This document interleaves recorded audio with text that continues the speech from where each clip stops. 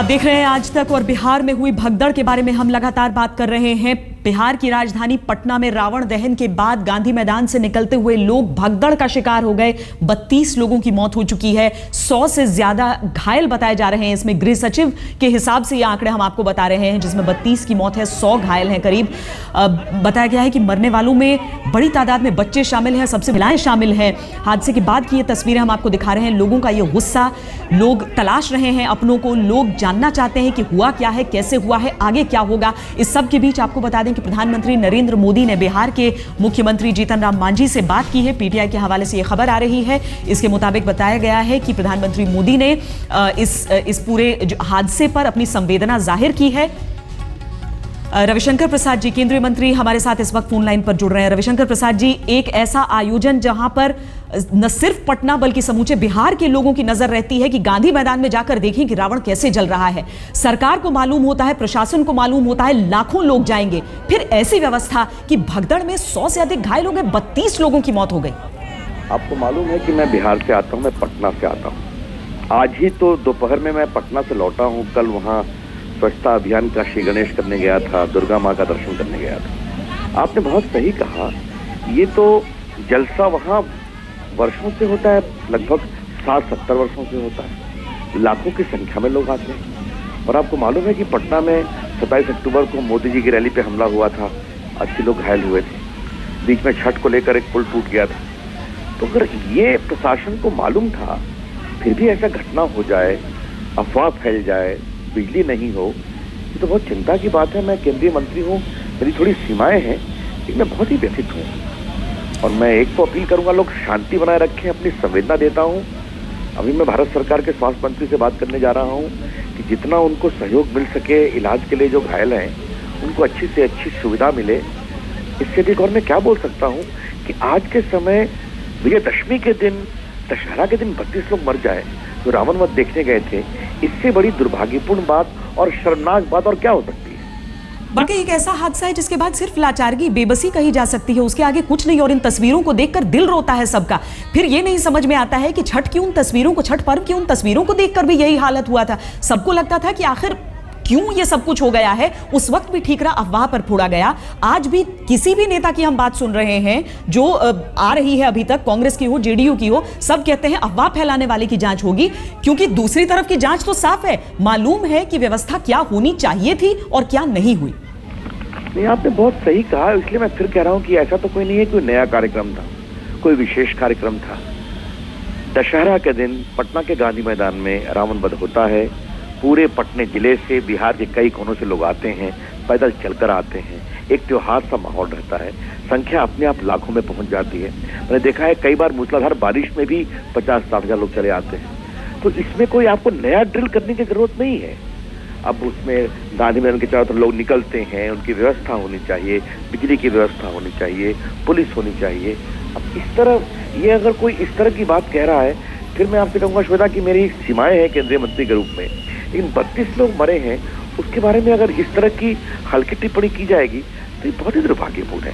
क्योंकि अफवाह तो अपनी जगह, अगर बिजली नहीं है, सुशासन हम करते हैं, ये यकीनन तौर पर हम कह सकते हैं कि बिहार की सूरत बदली है, वाकई बदली है। जब से वहां पर सरकार बदली थी, सूरत बदली थी, लेकिन उसके बावजूद अगर एक राज्य की राजधानी में भगदड़ के लिए कोई पहले से इंतजाम नहीं किए जा सके, कहीं भी भीड़ होती है तो यह सामान्य ज्ञान है कि भगदड़ के लिहाज से आप तैयारियां दुरुस्त रखते हैं। लेकिन अगर नहीं होता है तो बिहार वासियों को, पटना वासियों को, वो लोग जो बिहार छोड़कर बाहर भी बैठे हैं, लगता है क्यों हमारा ही राज्य, हमारा ही शहर अभी भी आदिकाल में नजर आता है। हर जगह हम देखते हैं कि चीजें बदल रही हैं, लेकिन वहां पर तो लोग त्योहार मनाने में डरेंगे।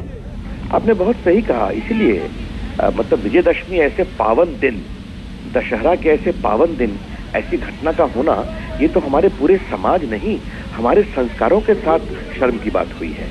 और मैं फिर कह रहा हूं, मेरी सीमाएं हैं बोलने की, लेकिन ये चिंता क्यों नहीं की गई कि आज लोग, फिर कह रहा हूं, कोई नई घटना तो ये नहीं है। लोग आएंगे, लाखों की संख्या में आएंगे, निकलेंगे, तो चिंता होनी चाहिए थी। मैं आपसे इतना ही कह सकता हूं कि मैं अपनी संवेदना देता हूं।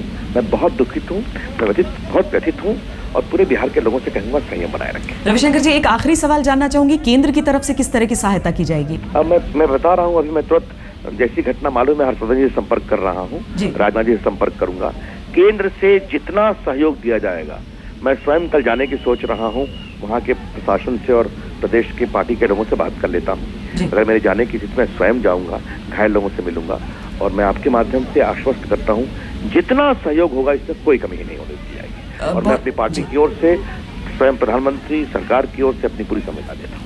बहुत शुक्रिया रविशंकर प्रसाद जी हमसे बातचीत करने के लिए। केंद्रीय मंत्री रविशंकर प्रसाद हमसे बातचीत कर रहे थे। जाहिर है अभी जितने भी लोग वहां पर हैं जो इस हादसे से निकले हैं, वो पूरी तरीके से हिले हुए हैं इस हादसे के बाद। उन्हें समझ नहीं आ रहा है कि करें क्या। ये तस्वीरें उन्हीं लोगों की है जो उस भगदड़ से बचकर निकले हैं और वाकई वो अपने आप को खुशकिस्मत इस वक्त समझ रहे होंगे। बिहार के नक्शे में पटना और पटना के नक्शे में हम आपको गांधी मैदान और उससे सटे इलाके को आगे समझाएंगे, लेकिन फिलहाल ये तस्वीरें एम्बुलेंस की जिससे जो लोग उस हादसे के बाद जो घायल हुए हैं उन्हें लाया गया है दुर्घटना स्थल से। यहाँ पर करीब 100 लोग घायल हैं इस हादसे में। बच्चों के और महिलाओं के ज़्यादा घायल होने की तादाद ज़्यादा होने की वजह ये सबसे बड़ी होती है कि उन्हें वहां से निकलने में ज़्यादा दिक्कत आ जाती है। लोग जो प्रत्यक्षदर्शी हैं वो बता रहे हैं कि लोग एक दूसरे के ऊपर गिरे जा रहे थे और शुरुआत में ही देखकर समझ में आ गया था, क्योंकि लोग कुछ शिथिल पड़ गए थे। बिल्कुल देखकर लगा कि शायद ये उठेंगे नहीं। उस वक्त उन सभी लोगों को लेकर अस्पताल ले जाया गया और वहां पर पुष्टि हुई कि ये लोग अब नहीं रहे हैं। 32 लोगों की मौत हो चुकी है। गृह सचिव जानकारी यही दे रहे हैं कि 100 से अधिक लोग घायल हो गए हैं। ये वो लोग जो नाते रिश्तेदार हैं जिनके अपने बिछुड़ गए हैं इसमें, या फिर घायल हैं जो अस्पतालों में भर्ती हैं, ये चिंता में इस वक्त हैं, ये सदमे में इस वक्त हैं, सकते में इस वक्त हैं कि ये हो क्या गया है।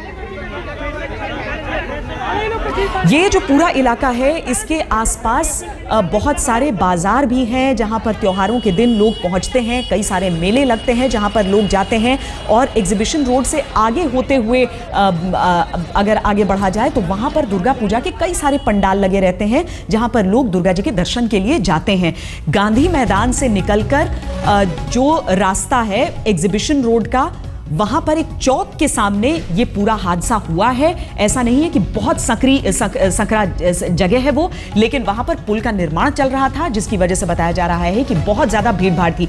हेल्पलाइन नंबर हम आपको बता दें 0612 जो कि पटना का एसटीडी कोड है, इसके अलावा 22198110 22198110 ये नंबर है जो डिस्ट्रिक्ट कंट्रोल रूम का नंबर हम आपको दे रहे हैं। ये पटना का हेल्पलाइन नंबर है। अगर आपको कोई अतिरिक्त जानकारी चाहिए, अगर आप किसी को ढूंढ रहे हैं, अपनों को, रिश्तेदारों के बारे में जानकारी हासिल करना है, आप इस नंबर पर संपर्क कर सकते हैं। जितने भी घायल थे उन्हें वहां से ले जाया गया है। हम आपको दिखा रहे हैं इंदिरा गांधी इमरजेंसी सेंटर पर कुछ लोगों को ले जाया गया है और ज्यादा बड़ी तादाद में लोगों को पीएमसीएच की तरफ ले जाया गया है। ये नंबर हम आपको बार बार अपने टीवी स्क्रीन पर दिखा रहे हैं।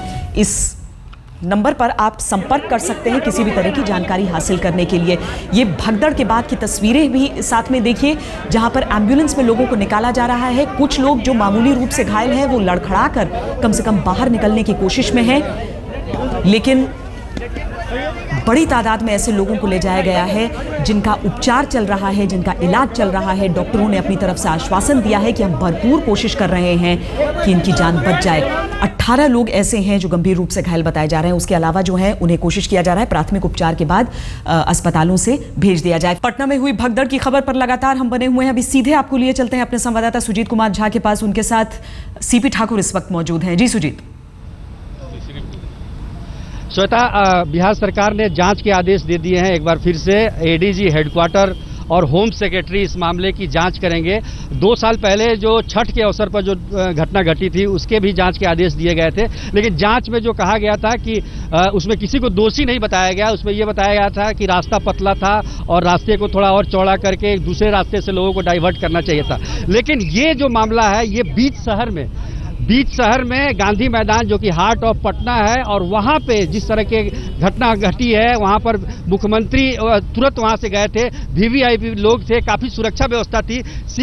डॉक्टर सीपी ठाकुर हैं बीजेपी के वरिष्ठ नेता जो कि पीएमसीएच से आए हैं अभी वहाँ से दौरा। क्या स्थिति है पीएमसीएच में, क्या देखा? पीएमसीएच में स्थिति है कि सभी लोग जिसके मर गए हैं उनके आदमी लोग खोज रहे हैं, रो रहे हैं, और वहाँ पर 32 आदमी मर चुका है और 23 आदमी घायल हैं। घायल अच्छे हैं, घायल बचना चाहिए सभी को, और ये स्थिति है। हो सकता है कुछ देर में और कुछ आदमी आवे, लेकिन लगता है कि अब आने वाला नहीं है। हाफिज साहब, ये बताइए कि किसको जिम्मेदार मानते हैं? जिम्मेदार पूरी घटना को हमेशा हम तो मानते हैं कि प्रशासन को ही जिम्मेवार मानते हैं, चाहे जिस पार्टी की सरकार हो, उसके मतलब नहीं। चूंकि ये आप बोल रहे हैं कि तीसरी घटना है। पहली घटना मैं वो छठ वाले का, दूसरी घटना माननीय नरेंद्र मोदी जी का यहाँ जो भाषण हुआ था उसकी घटना, वो भी फेलियर है, ये भी फेलियर है। उसमें लोग, यहाँ के लोग अप्रीहेंड नहीं करता है कि इतनी भीड़ के लिए क्या मैनेजमेंट हमको करना चाहिए, कितना पुलिस का इंतजाम होना चाहिए। यहाँ का ये गांधी मैदान का गेट जो है इतना छोटा छोटा है, इसको भी अब चौड़ा करने की जरूरत है और इसमें और गेट बनाने, खोला भी नहीं गया था, खोला भी और नहीं खोला, ये बड़ा गड़बड़ हुआ। और उसमें जब हम आज जा रहे थे पीएमसीएच तो टेलीविजन पर दो लड़का, एक ब्लू रंग का कपड़ा पहने हुए था, स्ट्राइप था उसका, बीच में व्हाइट है ब्लू, वो कह रहा है कि दो आदमी अफवाह फैला रहा है कि बिजली का तार गिर गया है, बिजली का तार गिर गया है, भागो बिजली का तार गिर गया। तो वो लड़का कौन था उसका पता लगावे सरकार, और बिजली के बिजली का पोल गिरा है कि नहीं गिरा है ये सरकार लगावे। और सरकार एक बार छठ में फेल कर गई, दूसरी बार जो है सो नरेंद्र मोदी के विजिट में फेल कर गई, तीसरी बारी आज जो है वेदर बहुत अच्छा था, लोग बहुत आ रहे थे सवेरे से। आज आपको लगता है क्या कि और सालों की अपेक्षा ज्यादा लोग थे? नहीं, ज्यादा लोग, बहुत ज्यादा भीड़ थी। तो उस भीड़ अगर ज्यादा आएगी तो मैनेजमेंट करना पड़ेगा ना, उसको पुलिस अरेंजमेंट करना पड़ेगा। ज्यादा नहीं होता तो अगल बगल का जितना पुलिस है उसको मंगाया जा सकता था कि गांधी मैदान में बहुत लोग आ गए। यहाँ रावण वध, ऐसे भी रावण वध में बहुत आदमी आता है, लेकिन इस साल बहुत और साल से बहुत ज़्यादा आदमी था, कहीं जगह नहीं थी, 3 बार भी जगह नहीं थी। तो ये प्रशासनिक फेलियर है और सरकार क्यों नहीं बड़ी भीड़ को मैनेज करने में विफल हो जाती है।